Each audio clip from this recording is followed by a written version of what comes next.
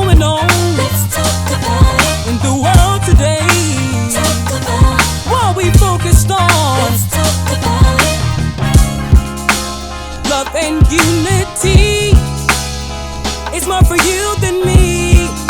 It's made to share with everybody. Tell me why can't we? 'Cause you know that I believe this world has room for everybody.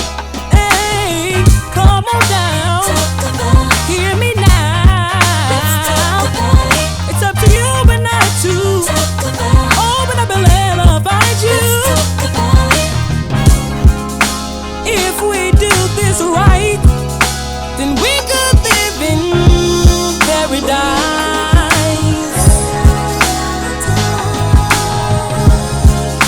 Something good inside if you just open up your eyes.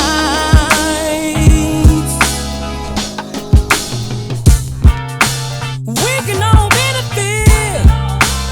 Some so heavy say, some so beautiful. Hey, let's have a conversation. Like that fire.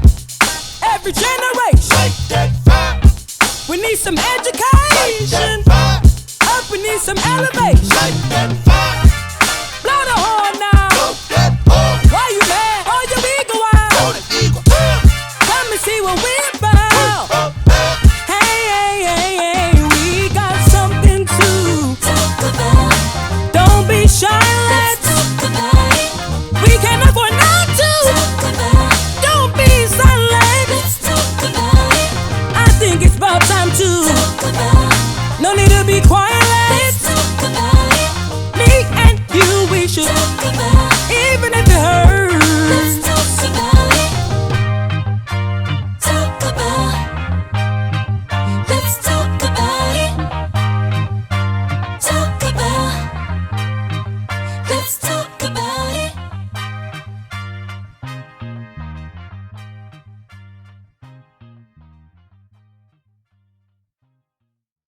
Good evening from wherever you're tuning in from. My name is Chris Atlas, EVP of Urban Music and Marketing at Warner Records, and on behalf of Tom and Bayshuk, the co-chairman of Warner Records, we'd like to thank you for joining us today for such an important conversation. That song you heard was by 13-year-old Keegan Bryant called Let's Talk About It, and certainly a fitting song for this great conversation that we're gonna have today. A view from the front line. Social injustice, a global conversation. We're honored to have such an esteemed group of executives throughout Warner Music Group join us today. We are equally honored to have Dr. Maurice Stinnett moderate our discussion. Dr. Stinnett was appointed in August as the head of Global Equity, Diversity, and Inclusion for Warner Music Education degree in Organization and Leadership from Columbia University, and a Master of Divinity degree from Princeton Theological Seminary. He is the recipient of the Jackie Robinson Trailblazer Award and the Rainbow Push Coalition and Reverend Jesse Jackson. He's also received the President's Award for Community Service and Activism and from the NAACP of Springfield, Ohio, amongst others. We thank him for his time today. Before I turn the panel over to Maurice, we'd like to thank our panelists for lending their time and insight to us today. Dumi, Joe, Bello, Life, Oaksy, Priscilla, Ruth, and Steve, all from various territories throughout Warner Music Group. Thank you all so much for being a part of this important conversation. The conversation today is intended to continue the open dialogue for social reform in our world and industry with the goal of impacting change. We'll be taking a few questions at the end of the panel, so please be sure, if you have questions, to put them in the chat section. And with no further ado, Maurice, I'd like to turn the panel over to you, my friend. Thank you so much. Thank you again, Chris, and for everyone who is tuned in and participating. Let me say good morning, good afternoon, or good evening to you. I know it is a global event, so wherever you are in the world, I just want to give you again a warm welcome and greeting again. Chris, first of all, let me tip my hat to you for your leadership and your team for putting this tremendous program together. You have been extremely thoughtful and diligent, and I could not be more elated to be your partner and your brother in arms. So again, salute to you, my friend, and thank you for being an excellent, outstanding leader. To all, yes, you're most definitely welcome. To everyone here, again, I'm so happy to be a part of this conversation. And with our esteemed panelists, we're going to have a robust conversation. But I'd like to frame this conversation in some context, given my position as the Global Head of Equity, Diversity, and Inclusion for Warner Music Group. The year was 1963, April 16th. A gallon of gas was approximately 30 cents. A loaf of bread was 20 cents. The #1 show in the United States was Cleopatra. The #1 TV show was the Beverly Hillbillies. The president of the time in the United States was John Fitzgerald Kennedy. And there was a man who had been locked up in a jail in Birmingham, Alabama, by the name of Martin Luther King Jr. Now, Martin picks up his pen while he's locked up in the bowels of this jail, and he responds. He responds to an open letter that he received from 9 white clergymen. These 9 white clergymen had asked King to cease and desist from his nonviolent protest and resistance to the oppression that was taking place in the United States. King responds by writing in the margins of their letter back to them, and he says these words that I think are important for today. We are tied together in the single garment of destiny. We are caught in an inescapable network of mutuality. Whatever affects one affects us all indirectly. Family, I think that's so important for today's context and what we're talking about, because King most definitely said again, an injustice anywhere is a threat to what? Justice everywhere. We have to disrupt this idea and this illusion of separateness. Anytime there is an injustice anywhere in the world, we are all directly or indirectly impacted by that. That's why this global conversation is extremely critical and important for us to unite and talk about what we can do to change what is taking place in our different communities. Even if you are not directly impacted by it, you need to be invited and engaged in the conversation, because as we know with this global pandemic, how interconnected we are. The origin of the pandemic may not have been in your backyard, but I'm pretty sure you know someone who has been touched by it. Anytime we understand the fragility and understand the interconnectedness of our humanity, we must work together with innovative solutions, ideas, creativity, diversity, and equity to solve these problems and crises that we are facing. That's why we're here today, to have a conversation and have a talk about what are we going to do? What is impacting you in your various contexts, and how can we learn from each other and share best practices and ideas? So without further ado, that was my 50-cent speech and context. Let us now dive into, again, speaking to these wonderful panelists. But what I'd like to have happen, family, first, he's already given your wonderful bios and backdrop, but I want you to share a little bit more about yourself. Open up and share a little bit more about yourself and why is this work important to you? So remind everybody of your territory, where you're located, and a little bit more about yourself and why is this conversation important to you? Life, I'm going to start off with you, my friend. Yeah, sure. So my name is Leif Ribe. I'm the general manager of Warner Music in Norway. I've been with the company and in this role for almost a year now. I've been in the industry for about 15 years. I started out interning at Columbia and RCA Records while I lived in New York and attended NYU. Throughout my life, been very interested in, I'm fascinated by the United States and American history, and especially Black history as well. Coming from a country where I think, most people who knows anything about Norway will probably associate it with, a very, a white country, not necessarily very multicultural. And I think, that's partly true, but it's definitely a lot of, over the past 50 years, the society here as well as, really developed as well. And we also definitely deal with a lot of issues, the same issues that are going on in the US as well. So for me, this, it's just an honor to be a part of this and kind of shed, some light on this conversation from that perspective, from a country that isn't necessarily associated with these issues, but definitely has a story to tell as well. Excellent. Thank you so much, Life. Thank you so much. Next, Priscilla, could you share with us? Yes. Hi. So yeah, my name is Priscilla Coty. I am the marketing director of Warner Music Ireland. I've been working for Warner for 12 years, which is just about a quarter of my life. I was born in Northern Ireland. My mother is Northern Irish. My dad was Nigerian. I lived in Ireland my whole life, bar like a small stint whenever I was a baby for 2 years in Nigeria.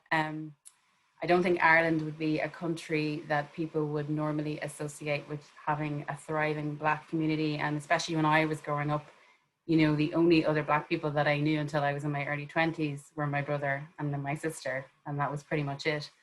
So I'm just absolutely delighted to be part of this panel, and delighted to be part of this discussion as well, because, you know, just growing up the way I did, kind of without that sort of Black community there, and coming into the Warner family and being introduced to an amazing community here, I'm just super excited to be a part of it, and really looking forward to getting stuck into all the questions. Excellent. Thank you, Priscilla. Now I'd like to go to our friend Oaksy. Could you chime in for us? Hi, yeah, I'm Oaksy. I'm based in London. I grew up in London also. I grew up in a neighbourhood called Brixton, which is in South London. For those who don't know, it's a predominantly Black Afro-Caribbean area, or it used to be, it's now slightly different. And yeah, I've worked at Warner for about 5 years. For the first 2.5, I was lucky enough to travel around and learn about how all of the marketing kind of components worked on a global level, which is where I met Chris. And then for the last 3 years, I've been working in marketing. I'm now senior marketing manager at Warner Records, where I look after predominantly, well, all the Black urban roster of musicians, mainly rappers. So this is a cause and a conversation that is very close to my heart, and also, you know, very close to the artists that I work with. So yeah, I'm very excited to be a part of this, and thank you. Excellent. Thank you. Thank you for joining. Joe, you are up. Hi everyone, I'm Joe Kentish, and I am head of A&R at Warner Records in the UK. I've been at Warner's for about 6 years now, and I guess I feel very fortunate that people gave me a chance in the music industry at the age of 19 or 20. I wasn't necessarily the type of kid you would place a lot of responsibility in or give a chance to, but I had some really kind benefactors who saw something in me that I don't think I saw in myself, and eventually I got a chance in an industry which recognized talents in me, and so I feel a tremendous responsibility to work towards the betterment of that industry so it can help other kids like me who maybe could have gone down a completely different road. So I feel like the option of kind of throwing my hands up and saying this isn't right and walking away in the half isn't there for me. I feel that I need to help make it a place that could give more people a chance. Beautiful, Joe. Thank you so much, my friend. Ruth. Hi. Hi, everyone. I'm Ruth Tagos from Warner Music Italy. Nice to meet you all. I'm Italian with Eritrean origin. And as I said to Chris, I'm the first and the only person with African origin in Italian record label. And that's crazy compared to other countries. I work as a project manager with the aim to developing our domestic urban music department, making it incredible in Italy and also abroad sometimes. I always grew up loving rap, hip hop music, you know, and it has always been a big connecting thing for me. So I really love what I do. And I'm really excited to be here. So thank you so much for this opportunity. Thank you so much, Ruth. We appreciate you. Next, Steve. My question though. Hi, I'm Steve from Paris. I'm handling radio promotion at Warner Music France in the WEA label. So I've been there for 2 years, and the particularity of the label is that obviously we have local acts, but we mostly, like the label I work in, it mostly handles international acts. So your eyes, and obviously we take care of everything from urban to pop to alternative to rock and everything. Before going to Warner, I was for 13 years at Universal Music, mostly doing promotion. And at some point I did like 2 years at the publishing department, doing some A&R, setting up writing camps and recording sessions with artists from different territories, because the goal was to have our French writers like represented internationally. I'm from Martinique, which is in the French West Indies. And yeah, obviously in France, well, there's a huge Black community, and right now all of the artists, for example, who are like on top of the games are selling records and streaming. Most of them are urban. And so thank you for letting me be a part of the conversation, because obviously I grew up listening, like looking what's going on in the US and all over the world. But it's just cool that we're having this conversation right now. So yeah, looking forward to it, spending a good moment with everybody.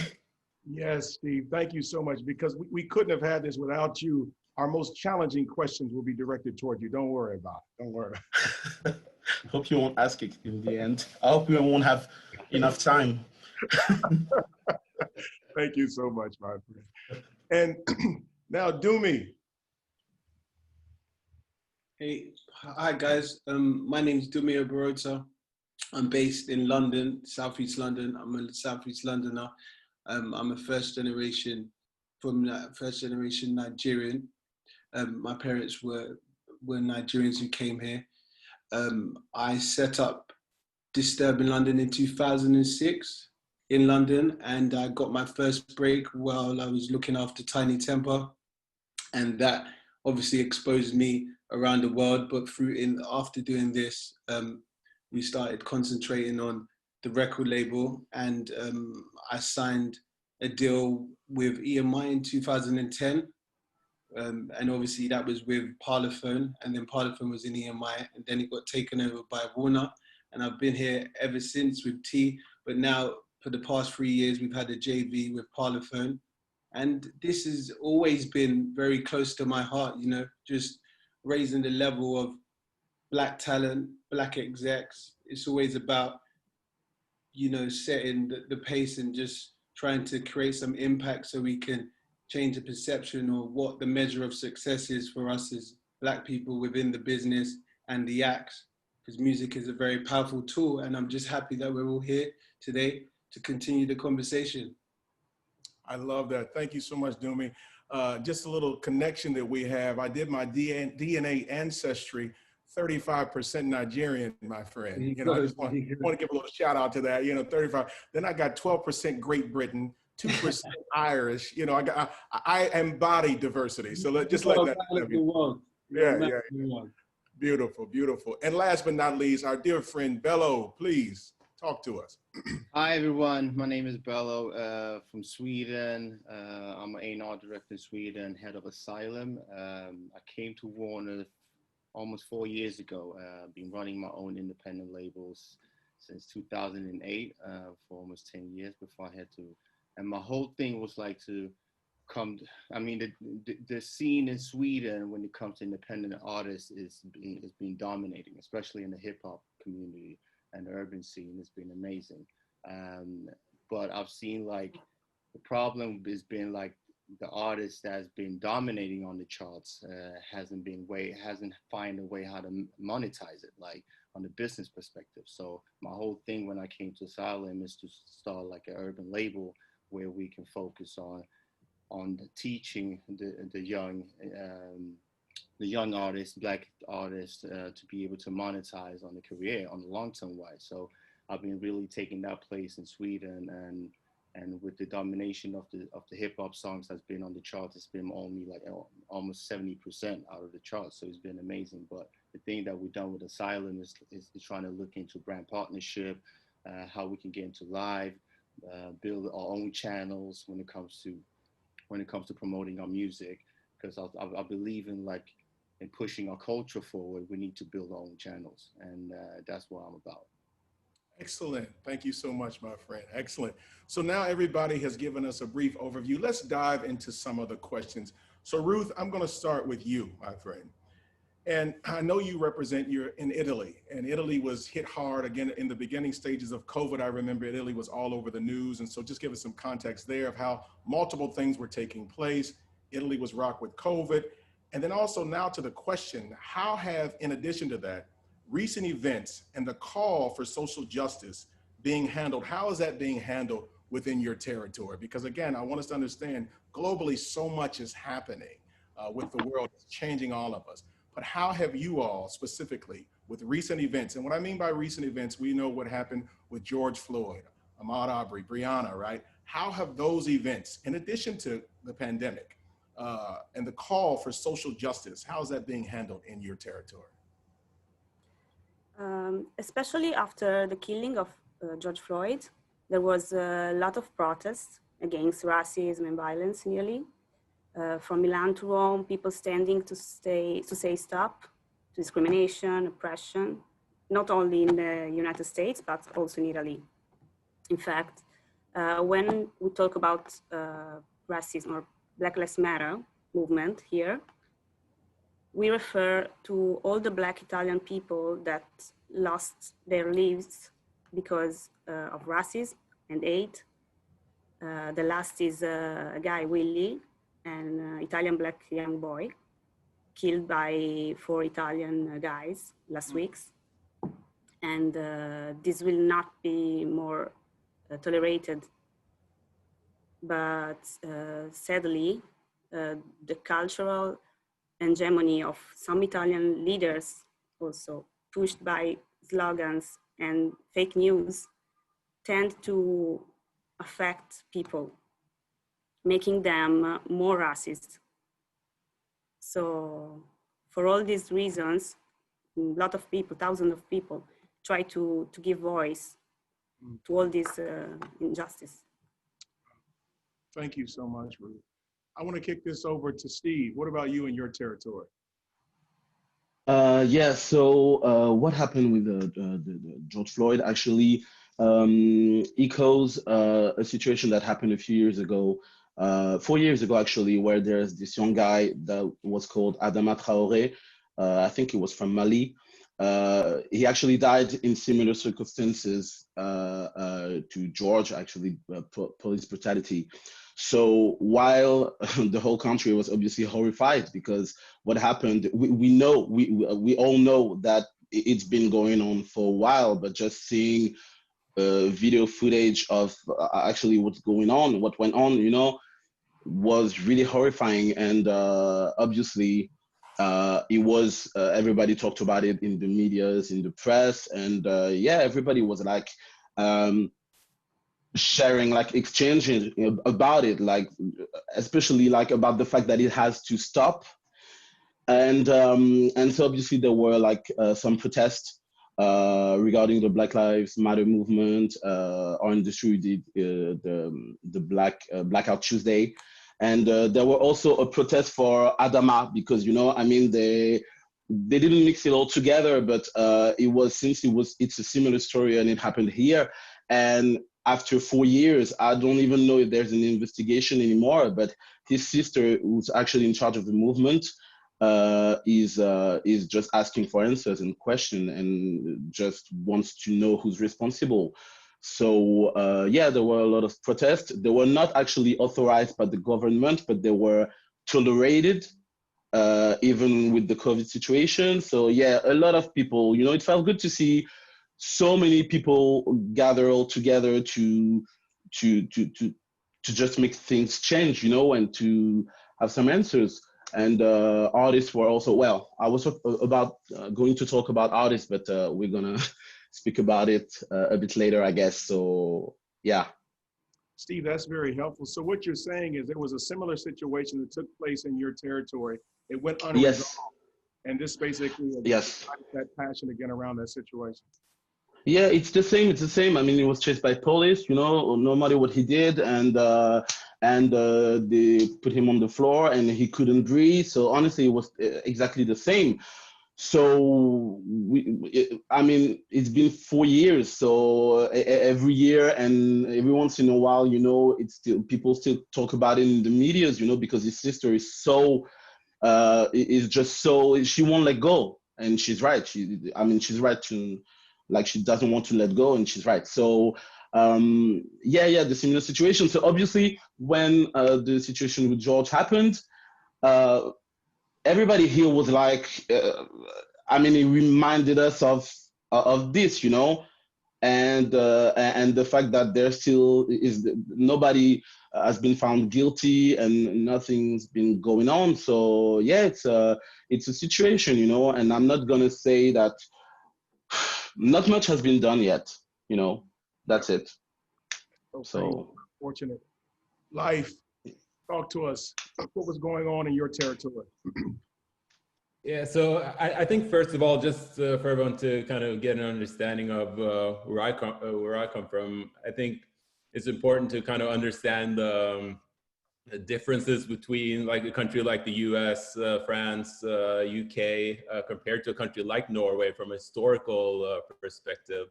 Like in the US, the roots of this discussion dates back, you know, several hundred years, you know, like with slavery, Jim Crow era, segregation, and all of that stuff, you know, which has kind of contributed to creating a system that's kind of designed to oppress certain groups. And still to this day, there are so many strong political and financial forces in play that are reliant on kind of maintaining that system. You know, all of that stuff.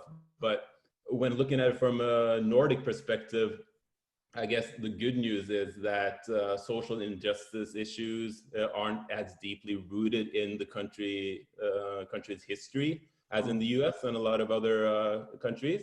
Norway wasn't a part of slave economy and so forth, and the history of the country becoming more multicultural only dates back like 50 years or something like that, with immigrants from various parts of the world. So like my dad came to Norway from Nigeria in the 70s, and you know, it was him and two other African people in the entire city, one of the biggest cities in Norway at that time. So it's still relatively new. So I don't think that, you know, we have a system that's kind of designed in itself to oppress like certain other countries. But we don't really have an economy that's kind of built on oppression. But that being said, that doesn't mean that we also don't have some serious issues in our society as well.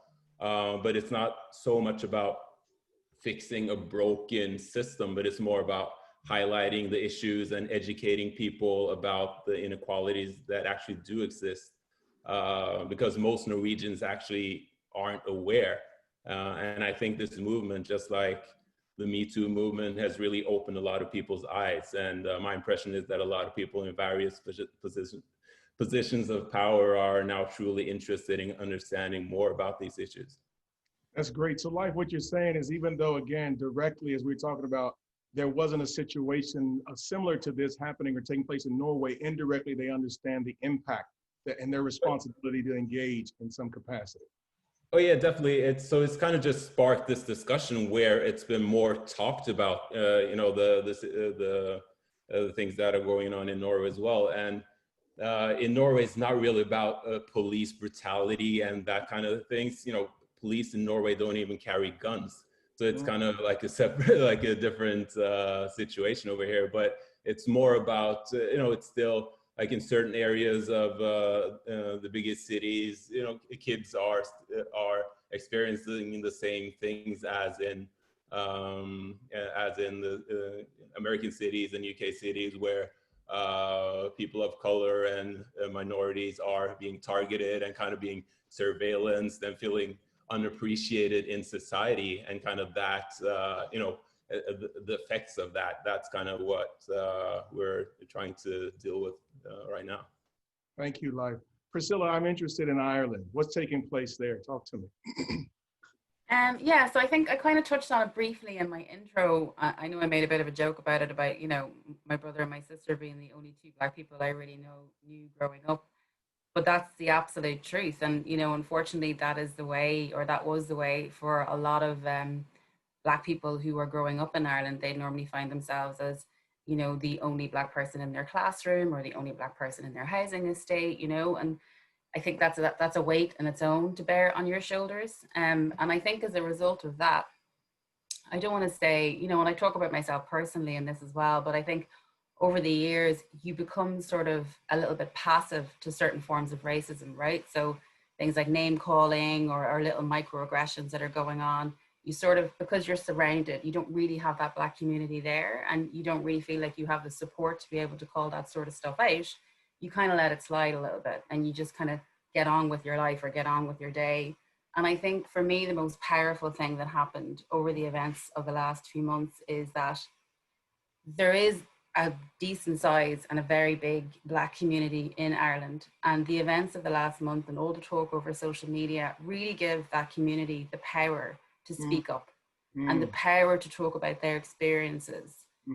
There's one particular social media account I want to talk about that started up, and it was called Black and Irish. It's got like 40,000, 50,000 followers. And on a daily basis, like every single day, they take a story from somebody who was, you know, either you were mixed race or you came over here from a different country when you were 5 or 6, and it gives them a platform to tell their story.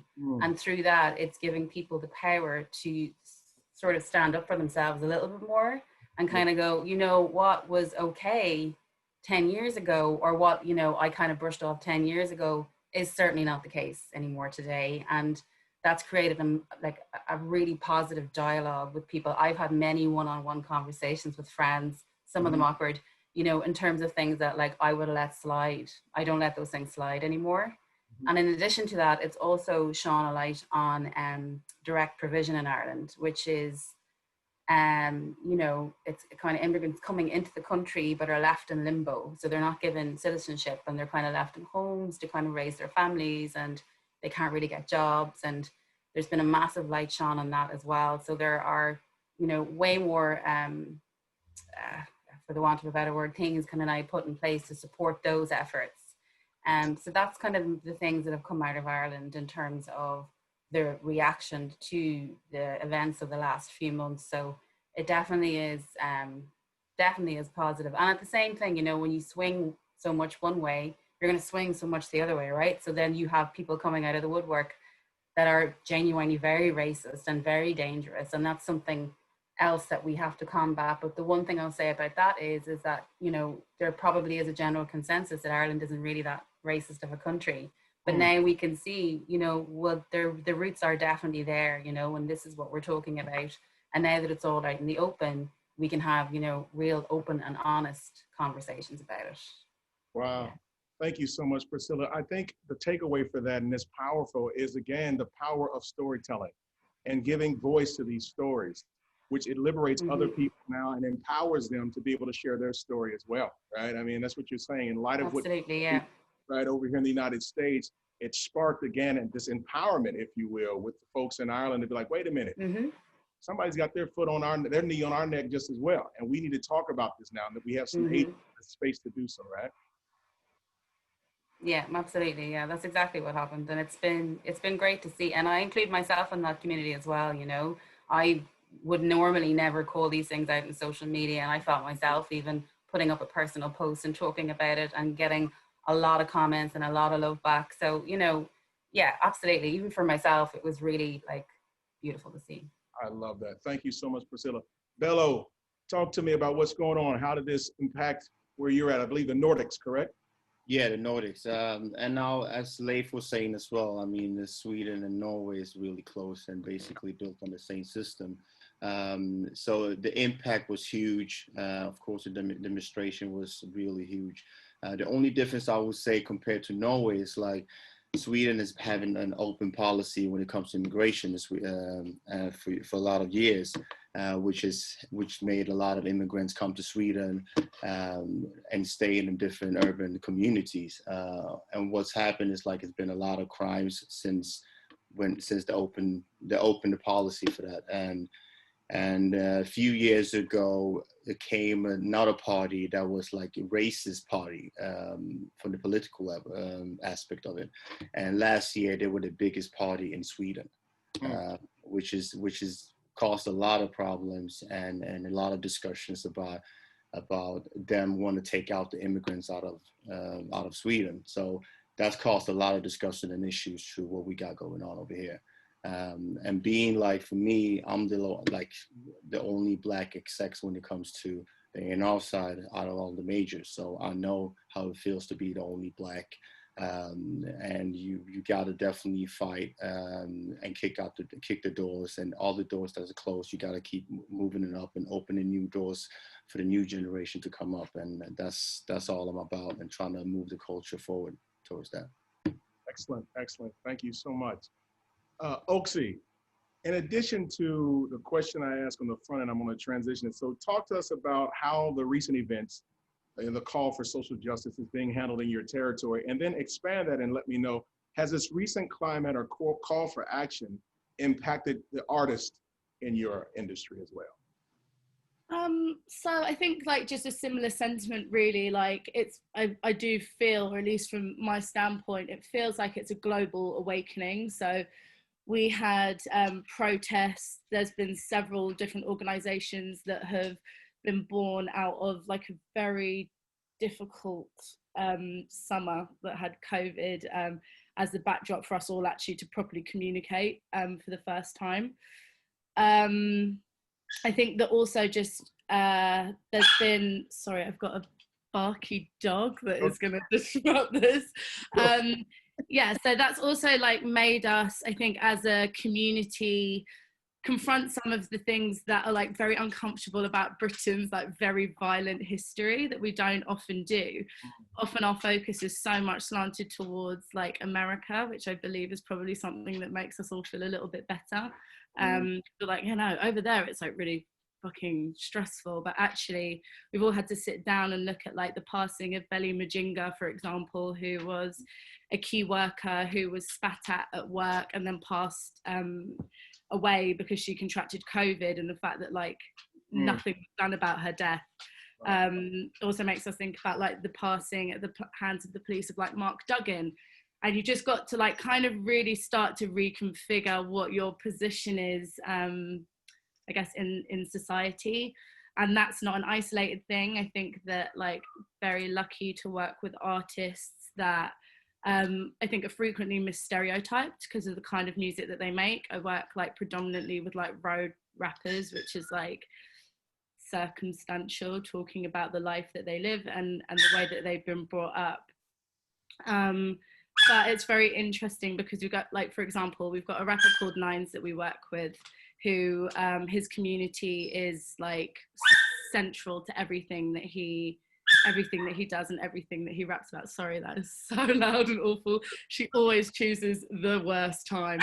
Let me just do this. You guys are coming with me on a house tour. Sorry. Okay. You little terrorist. Yeah, so Nines, whose community is like essential to everything that he does, he's got an extraordinarily strong artist brand. And when Paddy signed him, his main focus, like to his campaign, and also something that he really wanted help with, was helping to kind of regenerate his local youth centre and his local sports facilities, because he's like, the local council don't do anything. Like, we've got government cuts, the Tories have like cut youth spending like to absolutely nothing. So there's like a starvation of opportunities and education for young people who, I think that it won't just be a UK problem, but for young Black children, and it's always kind of slightly more focused on males, the options that you're promoted are become a football player or become a rapper. And if you can't rap or play football, or you get a knee injury, you're fucked. So we've been working very closely on a series of workshops that sheds light on other roles, right? So it's like looking at music law, because not everybody has to be a performer. You can actually, you know, work behind the scenes, as we all know. Looking at like film production and writing, so that people have the ability to tell their stories at scale and actually learn like practical skills when they leave. That, again, I think that Britain's an interesting place at the moment, but like with state education, I don't know how inspiring it is, or how much of a focus there is on the arts and creativity. So actually, I guess it's like trying to provide opportunity and education for mainly young Black children, where the government is kind of failing us, but then probably blames us again later on in life. So yeah, it's like, it's definitely interesting times. Wow, Oaksy. And I believe when you say football, you're referring to soccer, right? In your context. Yeah, sorry, soccer. Yeah, so it's okay. Soccer, football, and rapper. So I would have been fucked because I'm not good at either. Okay. Yeah. And so I'm so glad. I'm so glad that we understand there's plenty of opportunities within the scope of working in the industry outside of that, and we're thinking outside the box. So fantastic. Thank you. Before I go to Doomy, should start preparing yourself. But Joe, did you want to add anything coming from the UK's perspective that Oxy didn't say? Yeah, I just think she touched on a really interesting point, which is I think that in the UK we had to do this mind shift, that because we always look at America and I think America's America's worse, and Britain's very good at selling itself as a brand, as being a civilizing force in the world, and being very polite, very proper, and very fair, and I think that has led to a lot of complacency, especially because we put ourselves in sharp relief to what's going on in America. We just think, well, we didn't have slavery, at least within our borders. I think it's been really great, a sort of national awakening to say that we have one of the most violently racist histories of any country in the world, arguably the most. That our racism is alive and kicking, and Oaksy mentioned a couple of police deaths, but there was a really interesting report called the Lammy Report, which actually uncovered that in terms of percentage of population, Britain incarcerates more young Black men than America in terms of percentage of population. So I think there was a national awakening there, and I think that kind of was in all parts of society. So I think that was within us as an industry as well, and it was I think a moment for I think once we got over some of the shock of what was happening in America, I think there was a sort of second shock of this is not great here either.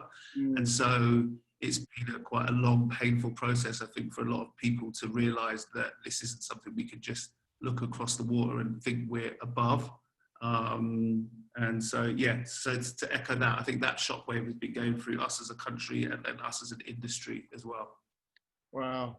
It is very fascinating and powerful that this situation that happened here forced people to confront the narrative, countries to confront the narratives that they told about themselves, right? And to really know that underneath that beautiful, aesthetically sanitized version of the story that you like to present, there are a lot of things happening that you don't want to confront. And now we have a gateway. And again, it's empowered people to say, wait. We got to go back to the drawing board and be honest about what's really taking place here and what's going on in our country.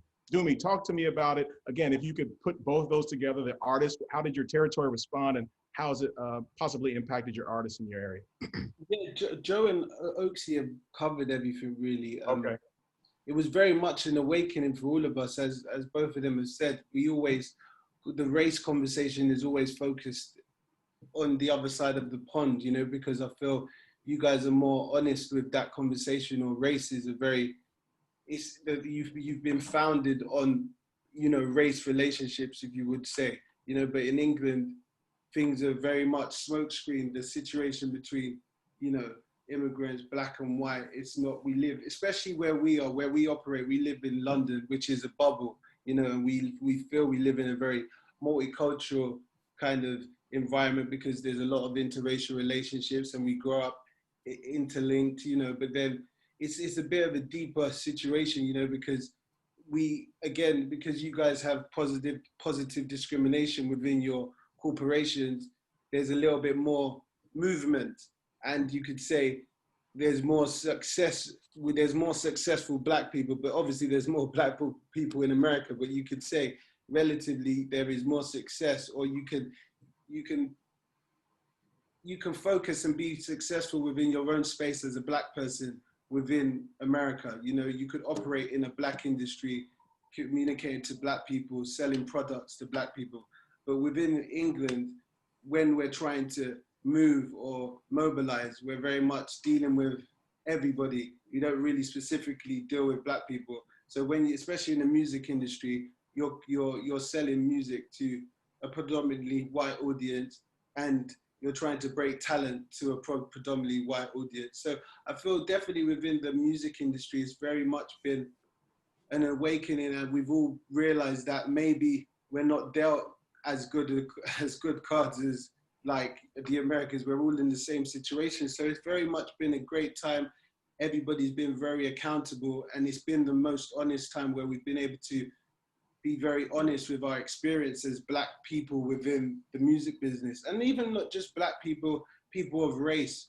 And I feel it's not something that can be dealt with overnight. As you said, we're probably, all of us on this call are very much tired talking about this situation, you know, because it's taken us people to die for us to talk about us having, you know, operating on an equal playing field. But we're here and it's happening. But yeah, so things are moving slowly but surely. There's been a few moves to change the aesthetic of our buildings, and hopefully we're feeling a little bit mobilized as Black people within the organization. But you know, you're a couple generations ahead of us in America. We're still very much, you could say, the Jamaican community or the African community, we're down to like maybe maximum 4th generation over here, you know? So it's very much early, but yeah, it's so one day at a time. Thank you, Dumi. That's exactly right. That's all we can do, one day at a time. Now let me shift gears a little bit here. I'm coming to you, Steve. I know you brought up earlier about the artist and you wanted to talk about that. So 2 questions for you and put them together. And family, now, since we're short for time, I want everybody, once you have a question, I want you to think about how you can answer it in 60 seconds, because I want to press through to get everybody in, okay? So you got 60 good seconds. I'm gonna give you 80, Steve, because I'm asking 2 questions. But how has the recent climate and call for action impacted the artists in your territory? And then I want you to tell me, I need some action items. What has been your response in wake of these actions, right? So I want to know, how's it impacted the artist, and then what are some of the responses taking place, okay? When you say my response, you mean like me, like the whole country, or Warner Music friends? Give all 3 if you can, whichever one you're comfortable with. That'll be more than 80 seconds, but I'll give you 90, Steve, you got 90. We wasted 5. Yeah. Rock, you got to go. It's your turn, yeah.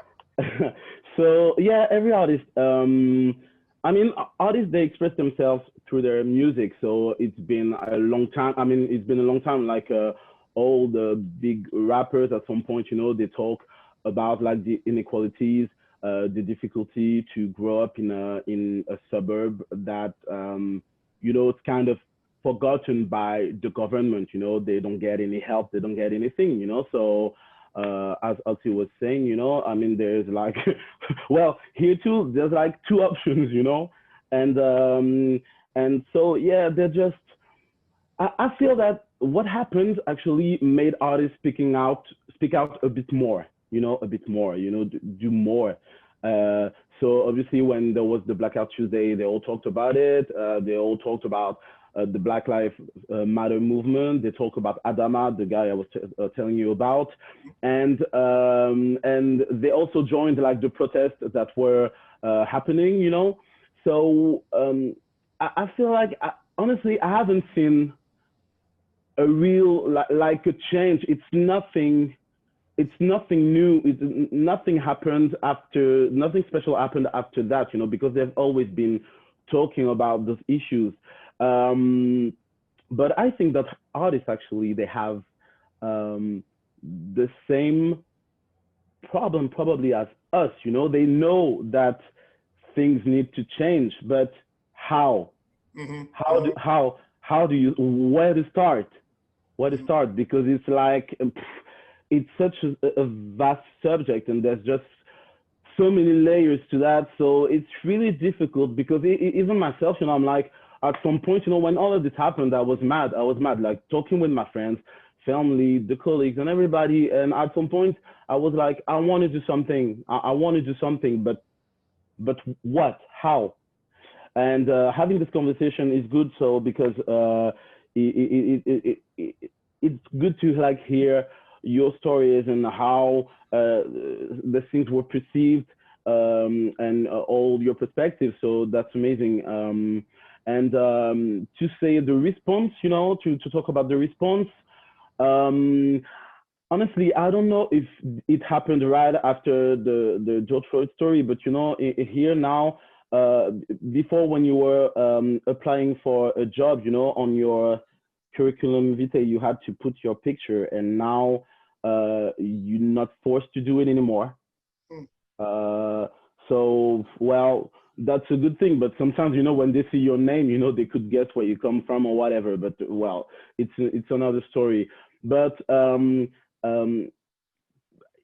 people are speaking up, you know, that's what matters, you know. So the response, you know, we our managing director, you know, who's collaborating with our CEO Thierry Chassagne, you know, her name is Valérie Keinec. She's part of the global committee, you know, and recently we created the French committee, and at Warner Music. So now it will consist in 3 people, and you have to apply and give your motivations, and then, you know, they'll like elect 3 people, and then they'll be available to all the collaborators to talk about like different, like all the inequalities, whether it's racial or like differences between like men and women, like salaries and stuff like this, you know.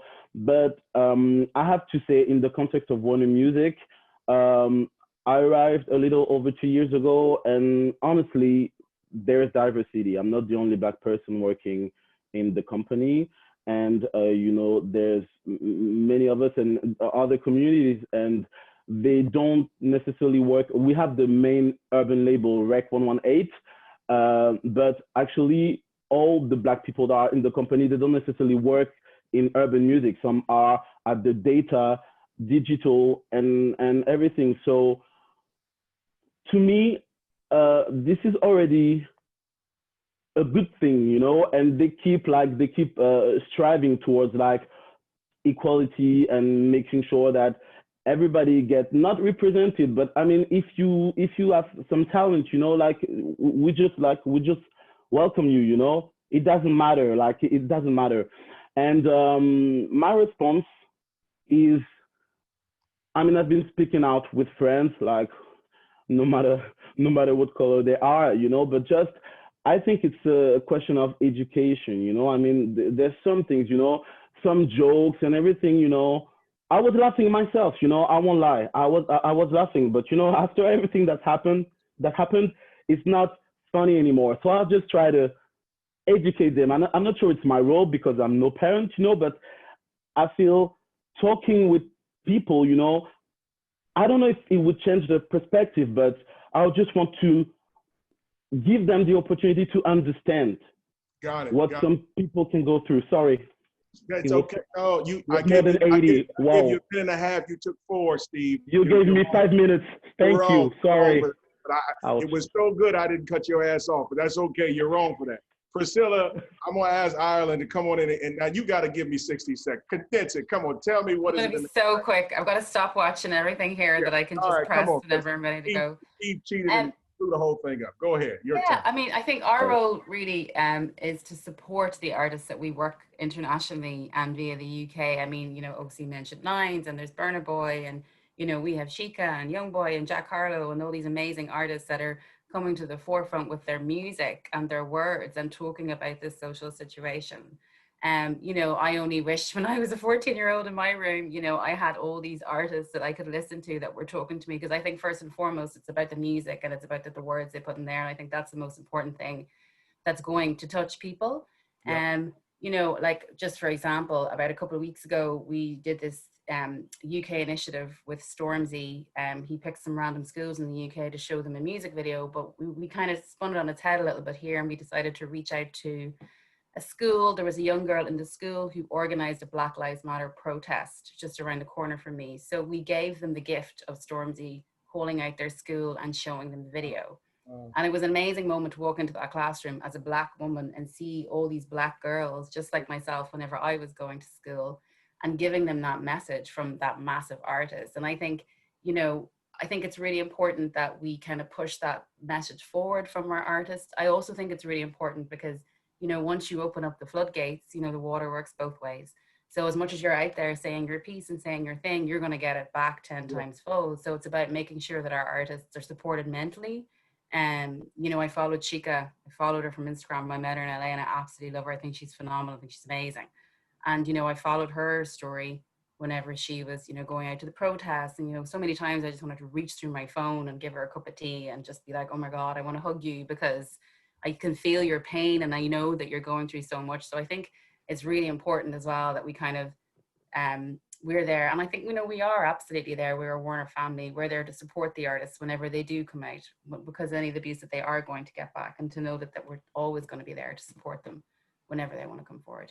Was that 60 seconds? Did I do it? I'm telling you, Steve, take notes. Priscilla, that was beautiful. It was beautiful. Ruth, don't unmute yourself, Steve. You don't get, no more talking. You're done. The rest of the session. Ruth, it's your turn. You used up all your damn time. Ruth, it's on you. Yes. Talk to us about the artist and the impact and what you've done. Give us some, Here in Italy, some of our artists and some Italian musicians support the protest from here, marching and posting, you know, Blackout Tuesday on social media, etc. But it's not really enough to me. I think that some artists in the position which they are should do something more concrete and more continuous to give signals of real interest. Taking advantage of the visibility that they have. They could promote a message also through the music, or do some action that can help people reflect about some issues.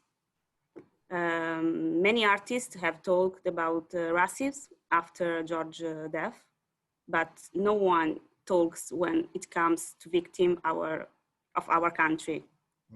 And our artist named Gali, with the Tunisian region, spoke about this on Instagram recently, asking justice for this guy. And many media have paid attention to this. So as Priscilla says, it's really important to share a message. And in Italy, in my opinion, we must present an alternative vision and different representation of the society we live in. Also as record label. I mean, I feel in Italy the lack of racial representation and cultural understanding in Italy. We have to grow through the music, a new generation of people in Italy who can consider diversity the norm.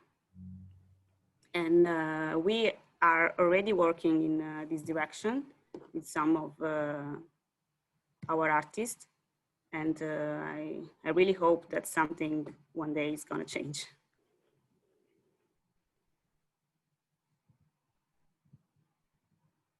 I think this could happen.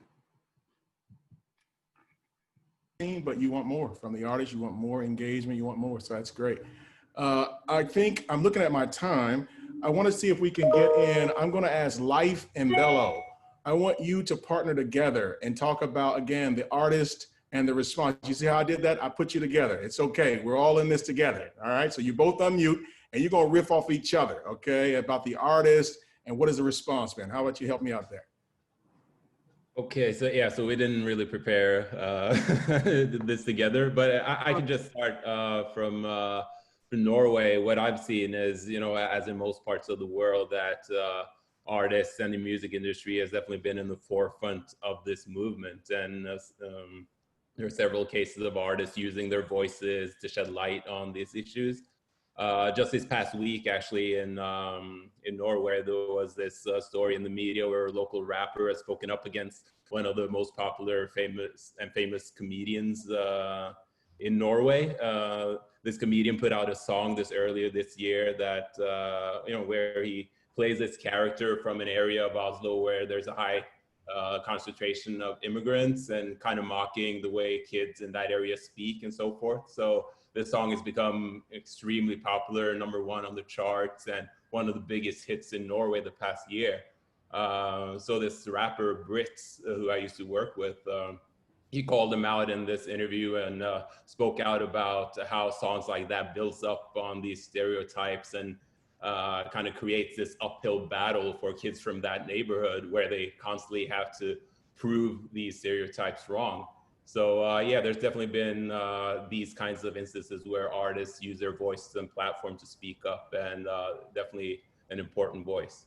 Excellent. Bello, thank you. As you were saying, Leif, I mean, I've seen, like, my thing is like trying to encourage all my artists to be able to speak up and make sure that they have a voice, they have a channel that they can definitely talk to and influence their fans to be able to know that this is a really important message that they want to put out there.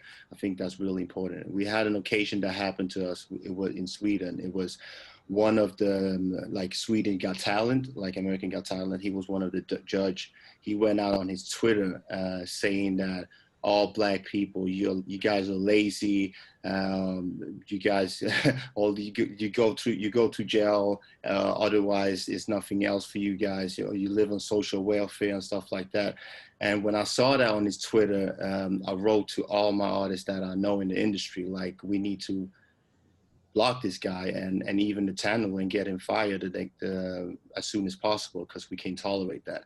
And what happened is that we have, like, I mean, mainly all of the artists standing behind it, went on the socials and protested to get him out there. And the next day he was actually fired from American Got Talent as judge. So to have that impact is really good, and that's needed, and we need more of it.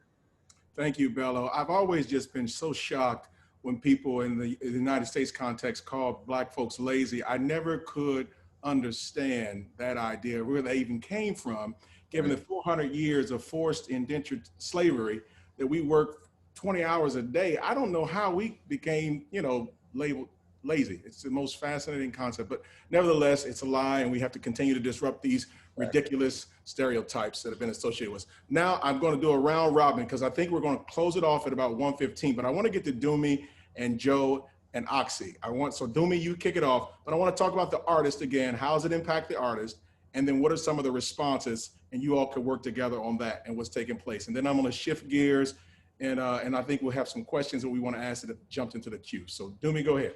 Yeah, I think the artist, just in general, it made everybody have a responsibility to communicate about their perspective on race, and just what their whole opinion was and what they feel that their responsibility is as Black people in the business, But I feel too, again, like the conversations I've had with a lot of artists, it's really about, I think it's made them aware now that they want to walk into rooms and talk to people that look like them in the buildings, and they probably realize that when they're not dealing with people that look like them or talk like them, they're not going to be given the best chance, because sometimes just dealing in rap music and dealing with Black people or kids of race, you have to have a level of empathy or understanding of their social background, because we can all give checks to people, but we have to really understand what they're going to go through, what their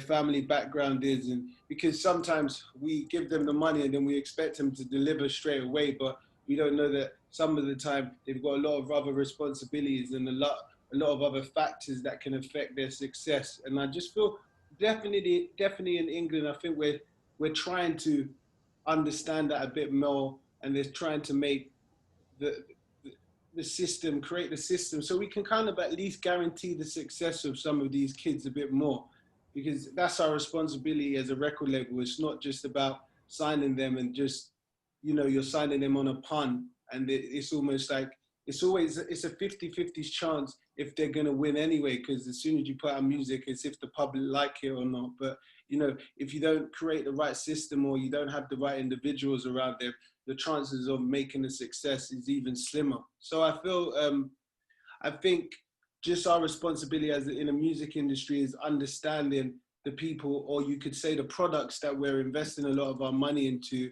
We have to really understand how you guarantee success with this person, you know? So I feel that's what we're trying to address over here on this side. But Oaksy, over to you.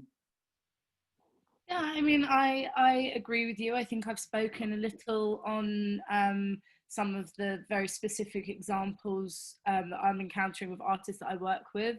I think that for many, they're feeling particularly empowered actually at the minute through the work that they're creating. I think just a quick note on my like personal response. Sorry, I'm literally being drowned by a puppy. On my personal response, I am just literally like just rooting for everybody Black. So my whole thing now is in terms of the creatives that we're putting forward for projects, in terms of if we're ever given the ability to hire, like that will be a Black person. Probably somebody also, in terms of a hiring perspective, I'm like, I don't think that the emphasis should be so much on like a university degree, which traditionally it always has been. I think that a real strong effort has to go into diversifying how we recruit, and we should be going to where young talent is instead of expecting them to just come through the applications website, which is just, yeah, you know, so an effort needs to be made there. And then in terms of when we do have the flexibility to work with who we want, when it comes to directors, graphic designers, photographers, and so on, like that, yeah, I have a pretty sturdy policy on who to be working with in most instances. Love it. Joe, did you have anything to add to that before I move? Yeah, just quickly, I guess, as an A&R person at sort of heart, what I'm seeing from a lot of the artists is, I mean, obviously we're dealing with people who, by definition, have artistic natures, that they see the world around them and they feel the need to kind of reflect and respond to it in a really artistic way and express it in their music. And a lot of them are very, very young. We're seeing 17, 18, 19-year-old people come to this new awakening. So I think that it's our job to take the part of what it is that we do, where we encourage them to express themselves and to be honest and create their best work. And if we just keep doing that, then their reactions to what's going on at the moment will show itself in the music of the next months and years, and we'll see some really amazing stuff, not just like direct protest records or records that are kind of overt responses to what's going on. But I think we're going to, from the conversations I've just been having with these kids, artistic kids, watching what's happening in the world around them, I think we need to encourage them to express themselves to the best of their ability, because it's a really important time to be getting their best work out of them. So I think musically we'll see some really interesting, powerful stuff coming out from them in the next months and years. I love that. And I just want to add to that before I kick it to Chris to actually go through the questions that have come in. I love what you said about Dume, about understanding the culture and understanding the background. I want to add to that and say, it's not about, again, approaching that from this sympathetic, woe is me narrative when engaging Black folks that are coming into this space, right? I need it to be a strength-based approach. Number one, you need to understand that all of the hurdles and roadblocks and the structural and systemic racism that individual had to actually overcome to get to that space, to still be able to encounter you and to engage you full of love, artistry, and passion. That's a strength-based approach. I need you to reframe how even you look at that. It's not a woe is me, but they overcame so much to get there, which is incredible. Number two, Oxy, I love what you said about you're rooting for everybody Black, but I want to be very clear here. We're not rooting for everybody Black that's mediocre. We're talking about rooting for everybody Black that is excellent, everybody Black that is more than qualified, okay? So I want to level set that conversation. We're not sacrificing quality for the sake of Blackness, okay? No, Black excellence is what we're rooting for. And so we just want to be given equal opportunity and access. And to Joe's point, last but not least, again, we want them to show up and to display the full version of who they are, right? To express themselves in the fullness of who they are, right? And that's what we're looking for, because that is truly Black excellence. So I concede the rest of my time. Thank you all for this wonderful panel discussion. Now I think we got some questions that y'all still gonna answer. And Chris, you go ahead and take it with the last few 5 minutes, my friend. Thank you, Maurice. And again, thank you all. I mean, I've been getting so many texts and comments about just how amazing, one, this conversation is, but also hearing the perspective from all of you in your different countries, which is truly incredible. We do have a couple questions in the chat. So I'm gonna, so we can get a good rotation on these questions, I won't direct them to everyone. I'll direct them specifically. I see, I learned, Maurice, I'm picking it up from you. So we'll direct these questions so we can kind of get through them. So the first question, I would actually like to direct this to Joe. And it says, what do we want from our white colleagues at Warner Music Group in support?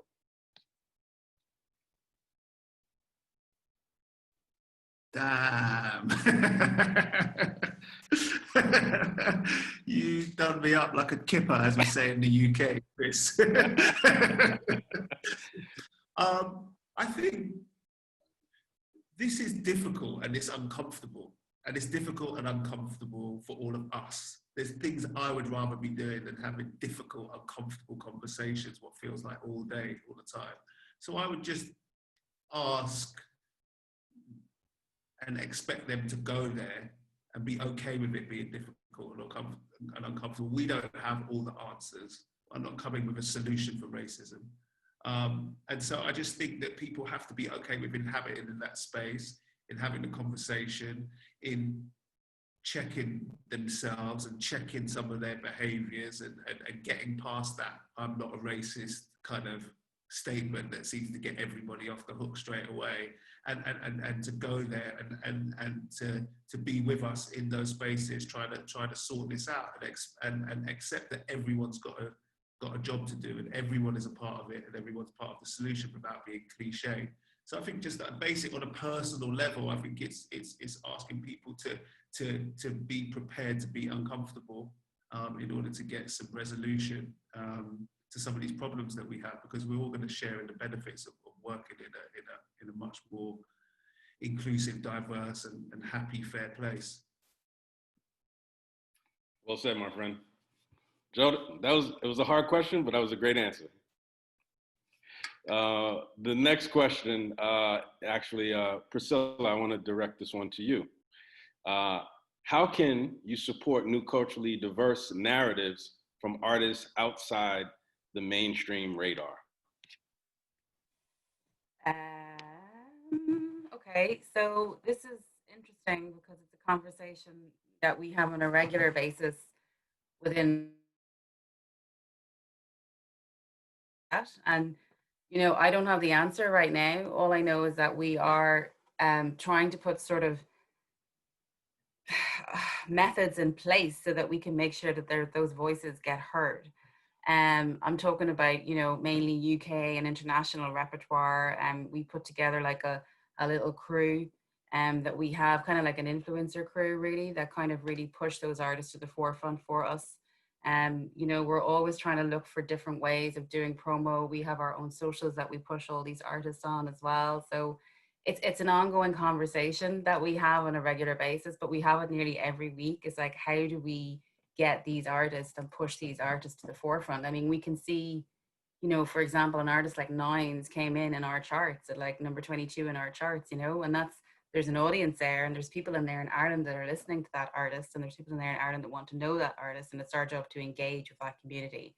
So we're trying to do that as best as we can by using people that we know are in that community and getting those people to be that voice there for us. So I hope that's kind of answered the question. I'm not sure if it has, but. No, it did. It did. Okay, cool. Thank you. All right, we have just a couple more, and then we'll wrap up. Steve, I'm gonna throw a hard question to you. You're not off the hook yet. Okay. I listen. I'm just kidding. But one of the questions in the chat is, in addition to delivering equality of diverse voices, how is the narrative about healing, reparation, restitution being voiced by artists? And how can Warner Music Group support the industry on echoing such voices? And then I'll open that up to the group as well. I mean, I think that's really an incredible question, so. Well, you know, a lot of artists talk about ancestry. You know, I don't know. I understand the question like this, but I'm not sure I really understand actually. But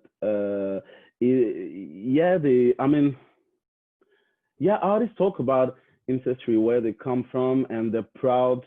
You know, they're just proud to be coming from where they're coming from. So, I mean, then how can those voices be amplified or whatever, or supported? I mean, as far as artists are concerned, you know, those songs get released, and honestly, this is a really tough question. You know, I'm like, I try to wrap my head around it, but it's a bit complex to me. I thought you would not ask. Because I was during the whole thing, I was thinking about it, and I still have no idea actually. Sorry. I don't know, guys. Oxy, you have a thought? Yeah, I saw you raise your hand. I think that some of the work is done behind the scenes, and it's just certainly not a one-size-fits-all kind of like approach for each artist, depending on what it is, or each individual, when you just look at artists as humans, which I think is what's required into definitely getting into a conversation around healing. Healing means different things to different people, but I think it's very important to start having very progressive conversations about mental health within the Black community, which especially, I don't know if it's the same globally, but in the UK, it's something that's really, really hard to tackle, just with the cultural context of the stigma that comes with mental health in many communities. So I think that we're making like quite considered efforts like across the label, Warner Records label, but also Warner Music Group UK, to make sure that there's like a mental health service for artists and that they know that it's there, which I think is really important. It's a difficult question, but I think it's twofold. You know, once you broach that, hopefully people are more open about talking about it. But with healing, there's like a trauma there, and everybody has different levels of trauma that sometimes they're not that happy to chat about. Absolutely, absolutely. Thank you. Anyone else on that one, or? Okay. Okay. Last question. And I have to direct this to the entire group because I think it is relative to all your different territories. But what are your departments in any territory doing in any effort to increase equity within employment that you might be aware of?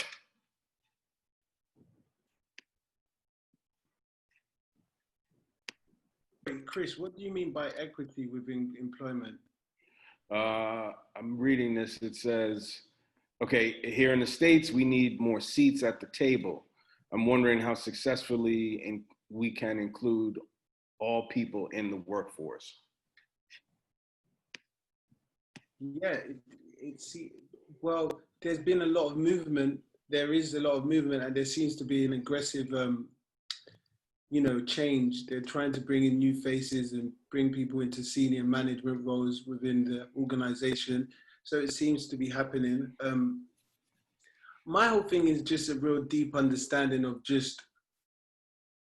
I feel everybody on this call now has a level of understanding of their culture. As you said, Dave, to get to this table, the 1,000 or 10,000 hours that we had to do to actually get here, and then to still survive. Everybody here is very much experienced and great at what they do. I just feel that skill has to be acknowledged, because there's almost, when it comes to Black culture, there's an assumption that if I sit down and I experience it, I can do it and I understand. And it's just, it doesn't work like that. It's just like, if I wouldn't be able to get into classical music or really understand because I just put out one classical record, you know what I mean? I wouldn't understand unless I went to a private school and I was in the orchestra and I've really learned how to play an instrument. I've gone to like concerts and stuff and I've spent the hours buying the records, digesting the music and the culture. Then I'll be able to really tell you where the culture starts and where it ends. So I just feel there needs to be a deeper understanding of just our skill set. But again, and then that, once that is understood, I feel that helps the level of like the success of the acts that come through with what we do. Because again, this is just going through my head and it's just something that I was just thinking about. Our music in England is always very much about the new urban talent or the kid that's doing something now on the street, you know? And then remember, with success, your life changes. So Nines now is a successful rapper. He's a #1 rapper. His lifestyle will change. In a minute, he's a middle-class Black guy, you know what I mean? He's not on the block. So after he does it, he's not on the block on his 4th album when he's not doing what he used to do. Does that mean Nines is not cool? Because we're so we're not beyond your narrative in America. You know, you have the Jay-Z's, you've got middle-class Black people, you have upper class Black people. So Black people are not always on the streets, but I feel sometimes our narrative needs to be more, you know, we've got a long way to go, but our story and the level of success just kind of just needs to be, there needs to be a deeper understanding. And I think this conversation has to just, it's an ongoing conversation and it's something that people should ask because as you said, there's certain nuances about Black success and whatever being successful within Black culture is, you know? So that's really, this is a deeper, we could be here forever talking about that, but because if you don't have a deep understanding of what that is, there's a limit to where we can go. So that's just, and so forever we're trying to kick down doors and trying to prove that we can exist in this space and you can go to this level. Because on the plane the other day, I was watching Let's Have It, or no, As It Were, sorry, you know, with Liam. And I was looking at him and I was like, this guy is like he's an upper class white guy, but he's still acting like a, you know, like a thug for Manchester, but it's still, it's that narrative is accepted and he's still as cool as he's ever been, like since Oasis first come out. But I was just like, could that be a Black guy in England? And I was just like, that's a big question over there. So and that's my little 2 pence. But that's just an ongoing conversation that just needs to be had within our culture, you know? Yeah, totally agree. I think that same thing, you know, kind of translates with artists in the US in terms of being able to allow, you know, to grow beyond how you first enter into the scene. And, you know, as you said, a lot of artists are going to continue to evolve, and can the music and the fans continue to evolve with them? I think that's the question, always a challenge. Yep. Joe, you had your hand up. The question was what was happening about sort of equity and seats at the table and a diverse workforce at WMG, right? Yeah. Yeah, I mean, all I say to the person who asked the question is there's no one more interested in the answer to that question than the people on the call, especially people like Bello and Ruth and Priscilla, who maybe work with sort of less diverse teams than even us, the UK. I think we're all interested to see what happens, and we're not the specific policy makers or gatekeepers on new hirings, but yeah, we're really invested in those answers because I think that we all look around us and wish to see more excellence, as Maurice put it, and unfortunately, fortunately or unfortunately, it's not our jobs, but there definitely needs to be direct action on that sort of on that basis, I would say. I mean, Joe, go ahead, Maurice. I'm sorry. No, I was going to say it's actually my job. That's my title, Global Head of Equity, Diversity, and Inclusion. So I will say this and let me respond to that. Equity, first of all, let's define it, make sure everybody that's listening understands. Equity means what? Fairness, justice, right? It's very different than equality, okay? Equality is the state of everything essentially being the same. And so you're asking the question, if I'm able to unpack it correctly, how are we going to ensure that Warner Music Group becomes the most equitable place that it can become? That means that, again, that it's a place of fairness and justice. Well, the first thing is I want to level set my job, my role as the global head of equity, diversity, and inclusion is to understand and help Warner Music Group to confront the fact that something created this inequity. So the systems, the structures, you must first address the situation, the root. You got to name a thing. You got to call it what it is. We have to confront it. How did we get here to this place of inequity, excuse me. And so first, once we interrogate and discover how we got there by truth telling, right? And we know that's from the idea of racial difference, right? It's this idea of racial difference, and people who are Black or non-white have less value. That's how we got here. So now we have to unpack that, and we have to confront that, and we have to dismantle that idea of racial difference, right? Because that's influencing and informing your judgment, your decisions, right? Who you hire, who you invite, who you promote. And so number two is, after I help you recognize that and address that, right, to confront yourself, and then now I have to give you the tools on how to get out of your own way, right? To get out of your own way that may be your default of operating in this fashion, right? That has benefited you historically. And now I have to confront you with the reality that if we're going to truly become an equitable place, it might cost you something, some agency, some access, some power, some privilege. And so I'm going to continue to move that forward through the entire enterprise. First asking ourselves, how do we get here? How do we get to this place of inequality, inequity? And now that we confront that and name this thing and call it what it is, I am now going to arm them with the tools. That means the hiring managers, the recruitment folks, the managers, et cetera, the people who are engaging in the hiring and ensuring that people are invited to the table, giving them the tools to confront their unconscious and conscious bias. Some of it's very conscious, right? But giving them the tools to confront that, interrogate that, and understand that the place of equity is where we're trying to go. So we are on a journey. We're on a journey, and that's the process and the work that I am engaging in and that I am doing with Warner Music Group globally. And so first it starts with confronting, having a conversation, and then giving them the tools to address those inequities that exist and their own unconscious bias that continue to fuel that inequity that takes place within the enterprise. So we're on a journey to improve and increase that. Thank you, Maurice. And I mean, on that note, that's our time. And thank you all so much, not only for your time, but for your perspectives. I know, I, for one, I've had the opportunity to meet, some of you in person and truly value, one, the relationship and us being colleagues, but also your perspective, and find it truly enlightening.